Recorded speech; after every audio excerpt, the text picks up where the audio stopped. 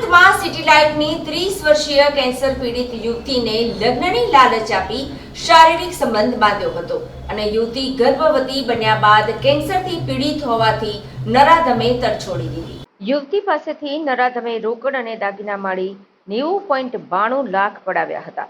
પ્રેમી પરેશ લાભુ માણિયા, તેના મિત્ર સુરેશ ઘનશ્યામ બુહા અને અશોક રામજી ભુંગળિયાની સામે રેપનો ગુનો નોંધ્યો છે। પોલીસે પ્રેમી અને તેના મિત્રની ધરપકડ કરી છે। સુરેશ મારફતે યુવતી પ્રેમી પરેશના સંપર્કમાં આવી હતી। અગાઉ યુવતીએ ઘડિયાળ વેચવા સુરેશને કોલ કર્યો અને ત્યારે સુરેશ ગોવા હોવાની વાત કરી હતી। પછી સુરેશે તેના મિત્ર પરેશને મુલાકાત કરાવી હતી। યુવતીને પરેશ સાથે મિત્રતામાં પ્રેમ સંબંધ થયો। પ્રેમીએ લગ્નની લાલચે યુવતી પાસેથી દાગીના ગીરવે મુકાવી 16.50 લાખ, દાગીના વેચાણના 24.42 લાખ અને 50 લાખ રોકડ મળી 90.92 લાખ પડાવ્યા હતા અને યુવતીને તરછોડી હતી। બાદ સુરેશ અને અશોકે ધમકાવી હતી। એક દિવસ સુરેશ બુહા અને પરેશ માણિયા મારા ઘરે આવ્યા અને એણે મને એવું કીધું કે હમણાં પરેશને બહુ મોટી લોસ થઈ છે અને એને પૈસાની જરૂર છે, એને સુસાઇડ કરવું પડશે, આવી બધી વાતો કરી, મને ઇમોશનલ કરી। પછી મારી પાસેથી મારા ઘરેણાં લઈ ગયા સુરેશ અને પરેશ અને ઘરેણાં ગીરવે મૂકીને ત્યાંથી પૈસા લઈ આવ્યા। પછી હું અને પરેશ માણિયા મેરિયટ હોટલ ગયા લંચ માટે। તો ત્યાં પરેશે મને એવું કીધું કે તું મને બહુ ગમે છે, તું એકલી છે, 35 વર્ષની થઈ ગઈ છે, એકલા ગુજરાન નહીં નીકળે, તારે એક પુરુષ સાથીની જરૂર છે, આખી જિંદગી તો આવી રીતના એકલા ક્યાં સુધી રહીશ, કેટલું કરીશ, હું તારી બધી જરૂરિયાતો પૂરી કરીશ।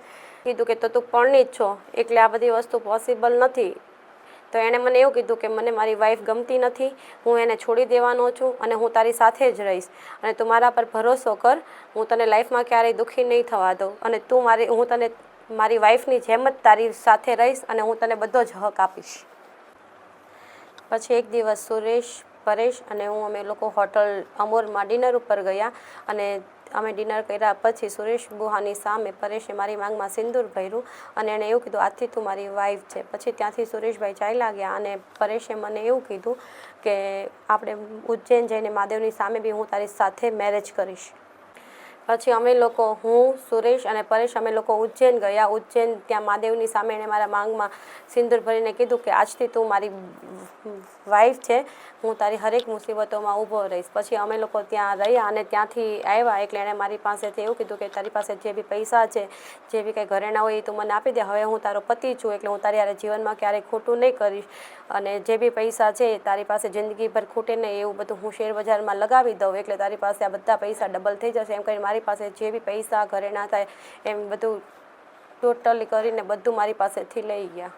અમે લોકો બોમ્બે, ગોવા અને બધે અવારનવાર બધે જગ્યાએ ફરતા હતા। અમે બંને હસબન્ડ વાઈફની જેમ રહેતા હતા। એવામાં એક દિવસ મને પ્રેગ્નન્સી રહી ગઈ તો મેં પરેશને કીધું કે મને પ્રેગ્નન્સી છે। તો પરેશે મને એવું કીધું કે મને બેબી જોઈએ છે એટલે મેં એવું કીધું તો તું મારી સાથે મેરેજ કરી લે। તો એણે મને એવું કીધું કે હમણાં મેરેજ પોસિબલ નથી તો તું દવા લઈ લે। એટલે એણે મને દવા લાવીને આપી અને એણે એવું કીધું કે અત્યારે તું આ દવા પી લે, પછી આપણે મેરેજનું પ્લાનિંગ કરશું, એના પછી આપણે બેબી પ્લાનિંગ કરશું। એટલે એણે જે દવા આપી એ દવા મેં પીધી। દવા પીવાથી થોડા દિવસ પછી મારી તબિયત ખરાબ થઈ ગઈ તો હું ડૉક્ટર પાસે ગઈ તો ડૉક્ટરે એવું કીધું મને કે તમારી તબિયત ખરાબ છે, તમારે આખું બોડી ચેકઅપ કરાવવું પડશે। તો એમાં મને કેન્સર ડિટેક્ટ થયું એટલે મને સર્જરી કરાવવી પડશે એવું ડૉક્ટરે મને કીધું। તો આ વાત મેં પરેશ અને સુરેશને બેવને, સુરેશભાઈને બંનેને કરી તો મને એણે અને મેં કીધું કે મને હવે પૈસાની જરૂર છે તો તું મારા પૈસા અને ઘરેણાં મને રિટર્ન આપ। તો એણે મને અવારનવાર વાયદાઓ આપ્યા કે હા હું કરાવી આપીશ, મારા પૈસા આવવાના છે, આમ ને તેમને એવું બધું મને કીધું એણે। પછી મને કેન્સર ડિટેક્ટ થયું એટલે હું શારીરિક, માનસિક ને આર્થિક બધી જ રીતે ભાંગી ચૂકી હતી। મને પૈસાની જરૂર હતી, મારી પાસે પૈસા બી નહીં હતા એટલે મેં એને ફોન કર્યો એટલે એ મારી પાસે આવ્યો અને ત્યારે બી મારી સર્જરીને 4 દિવસ થયા હતા તો બી જબરજસ્તીથી મારી હાથે શારીરિક સંબંધ બનાવ્યા અને પછી એણે મને એવું કીધું કે તું ટેન્શન નહીં લે, હું તને 2-5 દિવસમાં બધું પૈસા અને જ્વેલરીની મારાથી જેટલું થશે એમ કરીને હું તને છોડાવી દઈશ અને એવું કહીને मारा घरे थी गयो। सूरत में उमरा पुलिस स्टेशन की हद में फरियादी ने पुलिस स्टेशन में आके कंप्लेंट की कि एक आरोपी जिसका नाम परेश लाभू भाई माणिया है, इसने उसके साथ में कई जगह पे बहला कुचला के दुष्कर्म किया है और साथ ही 90 लाख रुपए जिसमें से 16 लाख रुपए के उसके दागीने कहीं गिरवी रखे हैं, 24 लाख रुपए के दागीना बेच दिए हैं और बाकी का अमाउंट जो है वो कैश लिया है, ये शेयर बाजार में निवेश करने के नाम पे लिया और बाद में ये पैसा भी वापस नहीं लौटाया। और पीड़िता है उसको बहला फुसला के सूरत के कुछ होटल्स में, गोवा के कुछ होटल्स में और मुंबई के कुछ होटल में उसके साथ दुष्कर्म किया। तो उसकी फरियाद के आधार पे जो मुख्य आरोपी है दुष्कर्म का, परेश लाबू भाई माणिया, ये पूनागाम सूरत का रहने वाला है, इसको अटक किया गया है। इसके साथ में दो आरोपी हैं जो इसके साथ जो चीटिंग हुई 90 लाख रुपए की, उसमें मुख्य आरोपी के सहयोगी थे सुरेश घनश्याम भाई बुहा और अशोक रामजी भाई बोंगलिया। तो इसमें से दो आरोपियों को अभी अटक किया गया है और तीसरे आरोपी है उसकी तपास अभी चालू है। शेयर बाजार में निवेश करने के नाम पे कि शेयर बाजार में निवेश करके इस पे अच्छा रिटर्न मिलेगा और बाद में वो पैसा वापस नहीं किया। सर संपर्क कैसे होता है?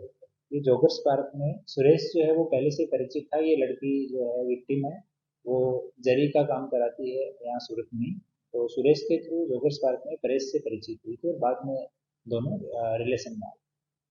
ये गोवा में जो मैटर हुआ है इसके साथ लेडीज है, गोवा जो किस होटल में रुके थे, कहाँ पर कितने दिन वहाँ पर रहे? ये तपास अभी करेंगे। तपास में जो सामने आएगा किस किस होटल में रुके, सूरत में, मुंबई और गोवा में, वहाँ सब जगह से उनकी जो एंट्रीज हैं वो ले ली जाएंगी। और जो ज्वेलरी है इन्होंने कहाँ बेचा है? वो भी अभी तपास करेंगे कि कहाँ कहाँ पे गिरवी रखा है और कहाँ कहाँ पे बेचा है और जो केस अमाउंट लिया उसका क्या किया है, ये सब तपास में चेक करेंगे। और इसके अलावा कोई आरोपी इसमें शामिल है?